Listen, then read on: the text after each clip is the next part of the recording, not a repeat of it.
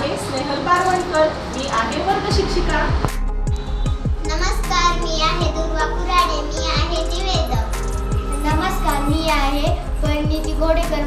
मी आहे मुंगी. नमस्कार, मी आहे दुर्वेश वापरे. मी आहे शेतकरी. नमस्कार, मी आहे तेजस्वी गोडेकर. मी आहे चिमणी.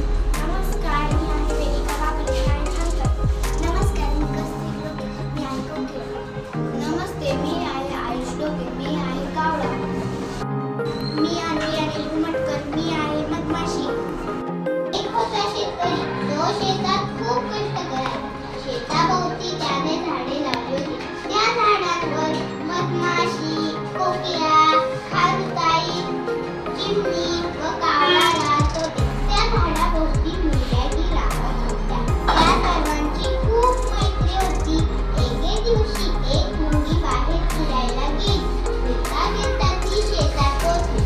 शेतात होती सूर्यफुले, पिवळी दमक, टपोरी आणि टवटवीत. मुंगीला फुले खूप आवडली. ती गेली शेतकऱ्याकडे. त्याला म्हणाली, शेतकरी दादा, काम करता करण्यापर्यंत फुलाचा धंदा. शेतकरी म्हणाला, हो गो बाई, करतो ना धंदा. फुले तोडतो, बिया वाळवतो, तेलासाठी बिया पेरतो, सर्वांसाठी कष्ट करतो. शेतकऱ्याचे बोलणे ऐकून मुंगीच्या मनात एक विचार आला. तिने शेतकऱ्याकडून एक फूल घेतले. घरी आली, फुलातल्या बिया काढल्या. काही बिया कोकिळेला दिल्या, काही बिया खारुताईला दिल्या, काही चिमणीला, तर काही बिया कावळ्याला आणि मधमाशीला दिल्या. स्वतःही काही घेतल्या.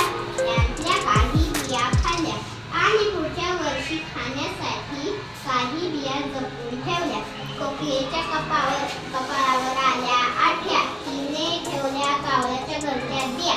कावळ्याने बिया पाहिल्या. तो म्हणाला, का गं बाई असं करतेस? अंड्याबरोबर हे बियाही ठेवतेस. मग माझ्या घरच्या बिया सगळ्या बिया जातील वाया. कावळ्याने बिया उचलल्या आणि टाकून दिल्या. चिमणीने पाहिल्या बिया. बसली बिया सोलायला. सोलता कंटाळा आला. काय बाई त्रास म्हणत निघून गेली खेळायला. हृदय होती खूप चपट, सारखी तिची पळापळ. बिया घेऊन झाडाच्या शेंड्यावर गेली. प्रत्येक बी लपवून ठेवली. शेंड्यावरून जमिनीवरून शेंड्यावर खेळता खेळता बियांनी खाऊन टाकली. मधमाशी होती मोठी चतुर, काम करण्यास नेहमी चालू. बिया पाहून विचारात पडली, करावे काय बियांचे, भले व्हावे सर्वांचे. काय काही सुचेना, झोप काही लागेना. सकाळ होताच चटकन उठली. बिया घेऊन जमिनीवर आली. आनंदाने गाव लागली. या रे या मित्रांनो, खड्डा या गड्यांनो. कावळा म्हणाला, कशासाठी?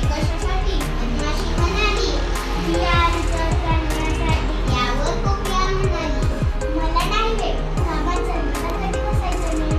कोकिळा गेली उडून. चिमणी राहिली झोपून. कावळा म्हणाला, माझ्याच्याने होणार नाही काम, करून दमलोय गं बाई. खारुताई आली. सर डोळे फिरवत कर. मधमाशीला म्हणाली, ताई थांबतेस का जरा? बघ तुला सांसावारा खेळून घेते पोटभर, तोपर्यंत काम तूच कर. मग मधमाशीने बिया रुजत घातल्या. पावसाळा आला. पाऊस पडला. बिया रुजल्या. रोपटी भरभर वाढू लागली. त्याला पिवळी फुले आली. फुले वाऱ्यावर डोलू लागली. फुले पाहून मधमाशी आनंदाने गाऊ लागली.